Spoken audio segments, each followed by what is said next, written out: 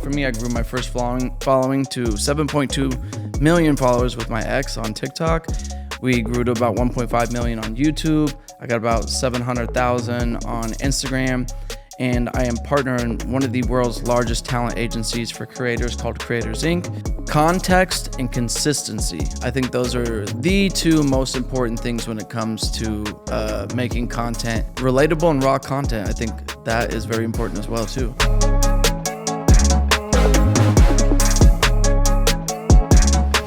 Ladies and gentlemen, welcome to the Money Mondays. Typically, we film these inside of an RV motorhome, but we're in Miami. I want to knock out 6 podcasts back to back. So we're here at the Move Studio in Miami, and we have a very special guest. He is deep into the influencer game, marketing game, and all things social media. So we're going to dive in and cover 3 core topics: how to make money, how to invest money, how to give it away to charity. But first, we're going to have you do a quick 2-minute bio, so we get straight to the money. Okay. What's up, everybody? My name is Kellan Ness. I'm a social media influencer, and I've been doing this, since really the pandemic. I made a decision. I had no plan B and stuck with plan A, and it panned out pretty well for me. I grew my first following to 7.2 million followers with my ex on TikTok. We grew to about 1.5 million on YouTube. I got about 700,000 on Instagram. And I am partnering one of the world's largest talent agencies for creators called Creators Inc.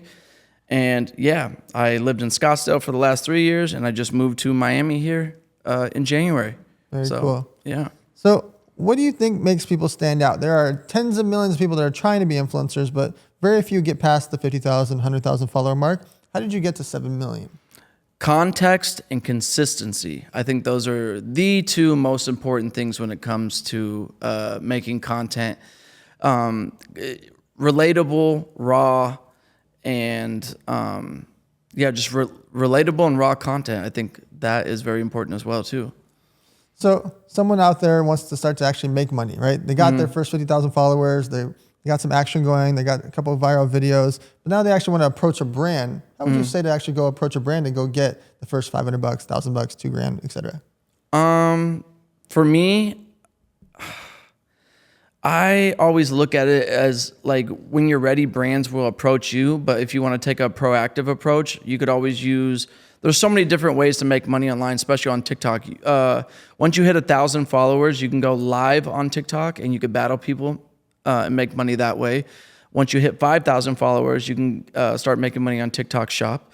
Once you hit 100,000 followers, you can start making money on the TikTok Creator Program. For Instagram and all these other platforms, you can make UGC content, which is pretty cool, which is brands just hire you to make content for their brand, and you don't even have to post it. So there's a million different ways to make money online. Also, another way is to, depending on like what niche you're in, create a stand store. This is a really good game right here. And sell whatever you're an expert in. Mentorship, sell digital products work really well for me. And yeah, you could start making money tomorrow as long as you know what you're talking about. So if a brand comes to you, whether it's Coca-Cola, Netflix, a physical product, a mobile app, how do you decide what to charge now that you're getting millions and millions of followers? When they come to you and they don't know what the budget is to pay you, how do you just talk through that? Or someone's trying to figure out what they should be charging. Well, I think I'm the greatest thing since sliced bread. So I'm gonna just throw a huge number out there and let them come back and whatever. Just we'll go back and forth. And what about when you first had your first couple 100,000 followers? I wasn't really focused on. I was fortunate enough to had a little bit of money saved when I was doing this. So I just wanted to build the brand first. I don't know if this was the right approach or the wrong approach, but I wasn't really worried about the money. I was more worried about building a loyal fan base and connecting with my followers. I think that was really important, and I think that's kind of what got me to where I'm at today. What do you think that most influencers are doing wrong on their social media content? Making content with zero context, not letting people in, not letting people get to know you, and then not building rapport, just posting and getting offline. Like if you really want to do this, you have to be all the way in. Are there influencers or types of content do you think stand out the most? Like, is it makeup content or funny content or sexy content or workout content? Is there anything that's like a category you see that's crushing it? I think creators that just aren't scared to post. I don't think there's a specific niche. A niche that does really well though is the couples content. Interesting. I think that does extremely well. I think it's the fastest way to grow. People gravitate towards that because everyone wants love, right? So when they see a couple having fun and it's raw, relatable, it's easy to digest. I think that does extremely well. Many years ago, I used to do the Instagram boyfriend content. That was my hashtag. It was so fun. Yeah, it's fun, right? You get to just wake up, make content with your partner, make money, and just have a good time doing it. It was really fun for me. I really want to get back to that. I just haven't. I'm looking for the right person to do that with. Yeah. Okay, so there's a lot of a lot of platforms that are out there. There's hundreds of social media platforms, but there's 7 major ones: Instagram, Facebook, Twitter, LinkedIn, TikTok, Threads, and YouTube. Are there any platforms that you're like, that's the one that I want to put the most energy into, or are you trying to mix it up across all the platforms? I really love TikTok and Instagram. I feel like the real money is on TikTok, especially if you're selling a course or selling mentorship. The easiest way to connect with your fans is, I think, TikTok, just because you could post as much as you want on there, and the algorithm, like, I don't know, it's just going to favorite that. And then going live is really cool because it's, how do I put this? You can get new fans by going live. You know, it's an easy way to be found on TikTok. So yeah, I really like that. How often do you go live? I go live probably about 3-4 times a week for about 2 hours. That's a lot. Hour. You know, I just go on there and I talk shit and have fun, and I do this thing where I go and I just like bring in random girls and I rizz them up and just be funny and just, my fans call it speed dating. So. Oh, interesting. Yeah, it's fun. So when you're thinking about going live, are you going live on multiple platforms? Like, are you on one phone for TikTok and one phone for Instagram, or are you doing one platform at a time? I got ADD, man. I wouldn't be able to do that. I got to focus on one thing. It's like if I'm texting and you're trying to talk to me, you're wasting your breath. Right. So I got to focus on that one thing. So as you start to, build up your social media following, you start to build up your content, when do you decide if it's like, maybe I should have my own product, maybe I should have my own brand, maybe I should have my own course versus taking money from other brands? I think everyone should do that. I think it's the best way to do it. And if you don't have the capital to be able to invest into products or anything, there's a bunch of white label companies. Like Printful is a really cool one to work with. Also creating digital products, all you got to do is use ChatGPT, type in, just get real specific, and you can make courses, ebooks, all sorts, guides, all sorts of different types of shit, and it's real easy. And just throw it on a Stan store. Stan store is really cool. Shout out to Stan. I work with them. They have you ever heard of ManyChat? Yeah. So they have their own built-in ManyChat, and what that is like, for example, you put a post up on Instagram and you say, hey, comment TikTok under this post. They use AI, and AI will send them a message directly through your Instagram. And then they capture all your leads, and they store that on the platform, and they have retargeting programs through email, and that's all built into the platform, and it's super cheap. I just saw Steven, who has a very big podcast, just invested in Stan Store. Yeah, I would invest in the Stan Store. It's a great platform. Also, WAP is cool too. Shout out to the boys at WAP. They've taken pretty good care of me. They're always ahead of the curve, especially their clipping program right now. That is huge. Yeah, I've been sending them a lot of deals and a lot of people to do clipping through them. Yeah. Like a lot. That's huge, dude. That's like the biggest hack right now to social media, especially. You could if you got a good budget, you could be famous in 90 days. Right. Yeah. Have you ever worked with fan bases? Not yet? Yeah, no. There's a lot of platforms that are out there. How do you decide which platforms to work with, since there are so many social media related platforms? I just think the ones that have like the most attention, TikTok and Instagram are my favorite. Facebook is a sleeper platform. Of course. There's good money to be made on Facebook. The largest platform of all of them by far. It's always going to be. Yeah, especially it's like it's for the masses. Our generation and all the boomers on there. They got a lot of money to spend. So if you're selling anything, go to Facebook. Like, I'm doing millions of views a month on my old couples page. That thing is still up and running, and I turned it into my own page. And the amount of, I'm doing like 20 million impressions a month on that page. Wow. Yeah. So, and it's just repurposing old content. Right. Yeah, it's great. So talk to us about Creators Inc. Yeah, Creators Inc. So I'm in the OnlyFans space, and we are an OnlyFans talent agency. We got about 400 clients right now, 800 employees, and we work with the top 0.01% of half of the 0.01% on the platform. What that means is people that are the highest paid on the platform. We work with about half of those people, so it's really cool. We're giving creators direction and helping them monetize their socials in a very safe way. So if someone's out there and they are on OnlyFans, why not do it themselves? Why go to an agency like Creators Inc.? We have 5 years of data back behind everything that we're doing. Really, we're a data and analytics company, and we have a lot of data, like I said, back behind everything that we're doing. We host a lot of really cool events, like we just did Miami Swim Week. We had all of our girls walk. We do all the major fashion shows. For Art Basel, we had 50 Cent, NLE Choppa, Ray J, Scott Storch, Suki Hana all come perform for us while all of our clients got to walk the runway. We did New York Fashion Week in February. Rich the Kid and Suki Hana performed for us. We have a $7 million mansion in LA where we have a full staff. You're weighted on hand and foot. We also have a $100,000 recording studio in there. We have a sauna, cold plunge, state-of-the-art gym. We have videographers, photographers. No one's doing it as big as us. So, there's a lot of people that try, but we take the guesswork out of everything, and we really help maximize the lifetime of every fan that comes through your net there. We're crushing it right now. So, OnlyFans has taken over, in the social media game, it's changed the way people work. It's changed the way that girls are making money. There's obviously guys making money there as well. But now it's theoretically worth $8 billion is what some of the rumors are. What are your thoughts on how big it's gotten? When there has been plenty of other versions of OnlyFans for years, why do you think that's the one that took off? It's a simple platform to use, and it's just a great way for people to make money. It's become super famous, and it's damn near a household name now. For sure. So it's just easy, recognizable. There's a lot of people that tried to replicate it, and nothing will ever be as big as it is. For example, you go, say you want to see someone's OnlyFans, or like you're scrolling and you want to, see that creator in a different light. You're going to click that link tree. They maybe have passes or fan base or whatever the hell these other platforms are called.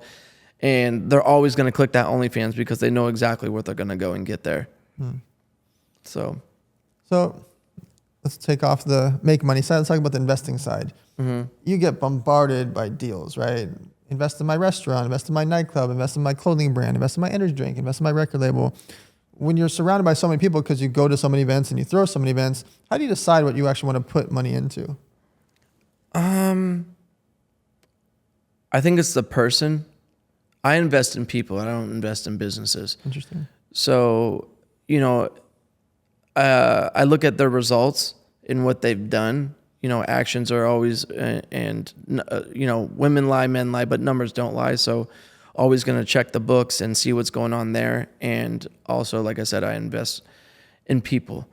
Character is a big thing to me. And that's really how I look at things. So a lot of the influencers that you work with and a lot of the girls on OnlyFans that you work with are making a lot of money. Mm-hmm. And just a year ago or 2 years ago, 4 years ago, before they started, they may not have had much money, if at all. Mm-hmm. What would you say to these girls and influencers that all of a sudden are starting to make $50 grand, $100 grand, $200,000 about how to protect their money? How to protect their money? Come to Creators Inc. and we have a whole financial team that will help you do that. That's what I'd tell them.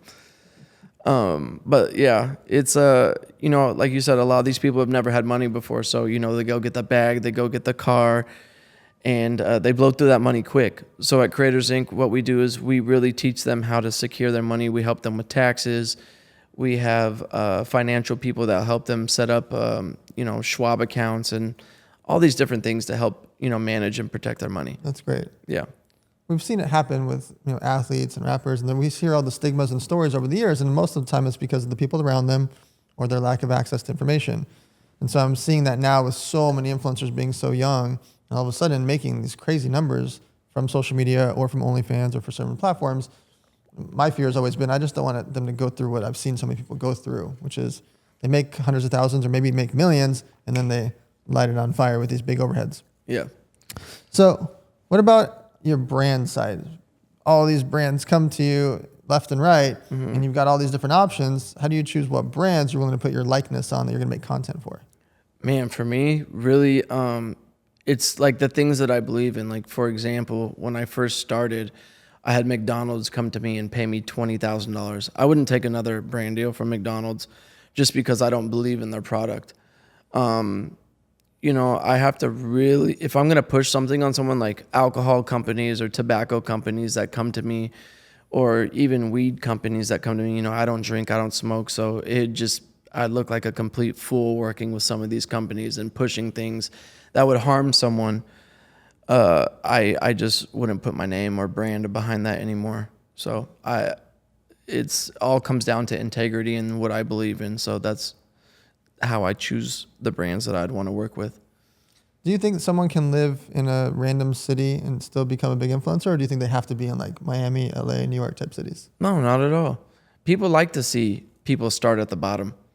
It's when these people get all big and they get all flashy is when it becomes like unrelatable, and then they wonder why their fan base starts to, you know, talk shit in their comments and, oh, we miss the old so-and-so, we miss blah, blah, blah. You know what I'm saying? So people like things that they could relate to. How often would you say an influencer should be considering posting in a day? Man, I think you should be posting all day. Just depends on like what platform. I think TikTok, anywhere from 1 to 3, at least once a day. For sure. At least once a day. Yeah. Stories, I would post 10 to 15 stories a day.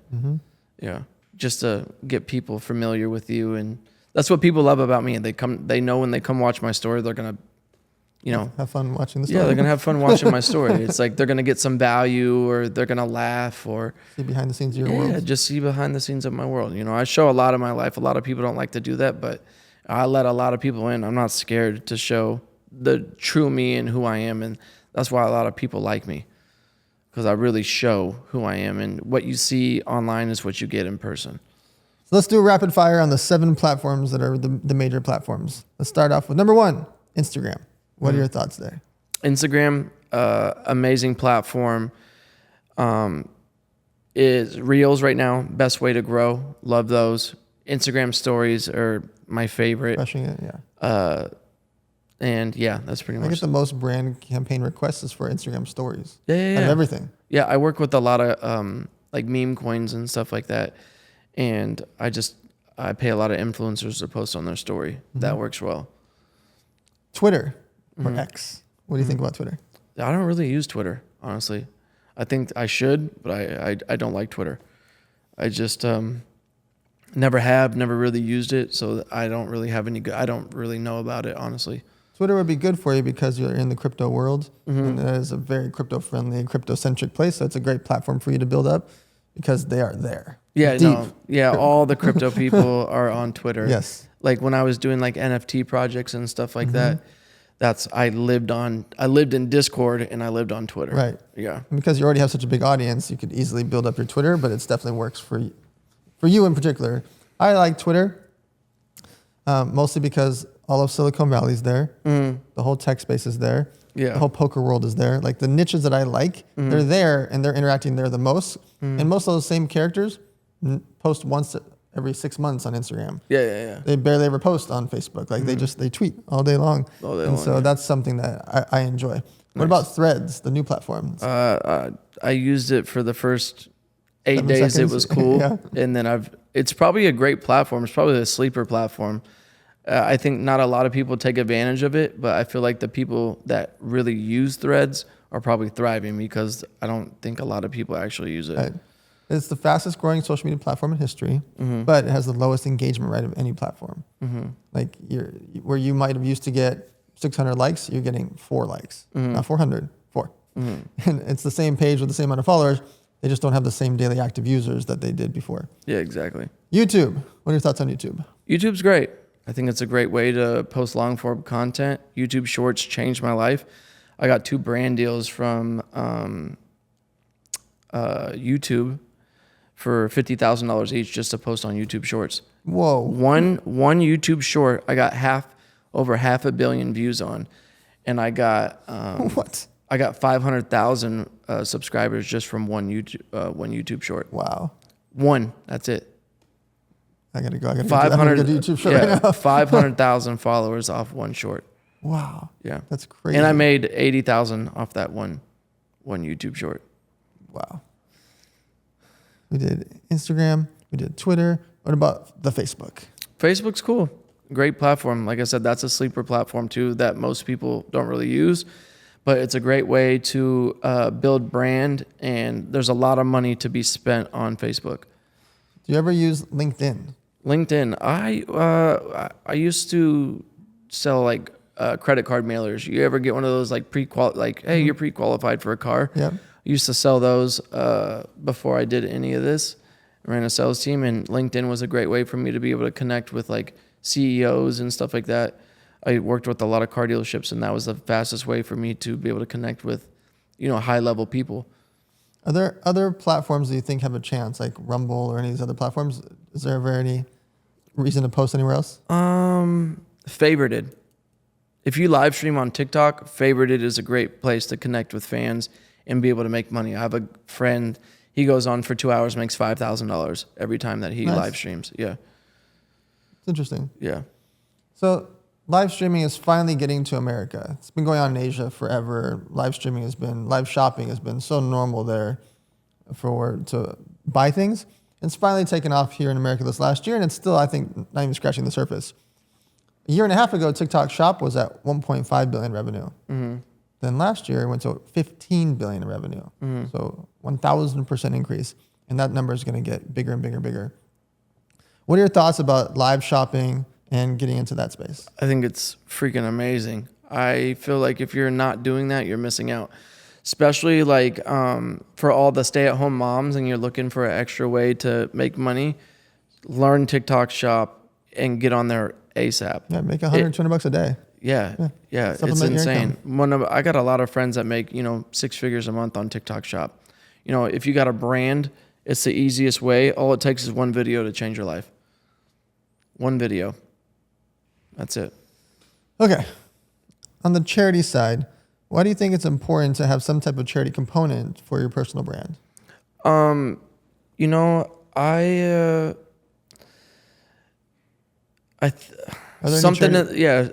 in the Bible said. I just really started getting back into church, and they're real big into giving back to the church. So I heavily believe that when you make money, the whole point of money is a tool, and it's meant to be used to do good. And the more that you give back, the more it's going to come back to you. So, I've done a lot of stuff with ocean conservation. When I did my NFT project, we donated over $400,000 to ocean conservation. Awesome. In Hawaii, we hosted 15 beach and reef cleanups. We cleaned up over 5,000 pounds of trash out of the ocean.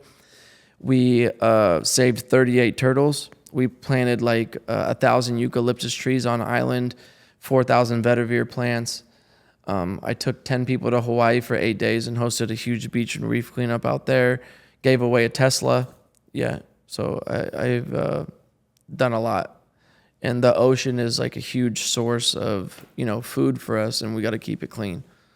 So collaborations are some of the best ways to grow on social media, when you can work with other influencers or other content creators, or if you just work a normal job and you've got 3,000 followers, posting with your friends and family and other people that you interact with is a great way to grow from 3,000 to 4,000, et cetera. Mm-hmm. What are your thoughts on collaborations if someone wants to work with other influencers? I think collabs are great.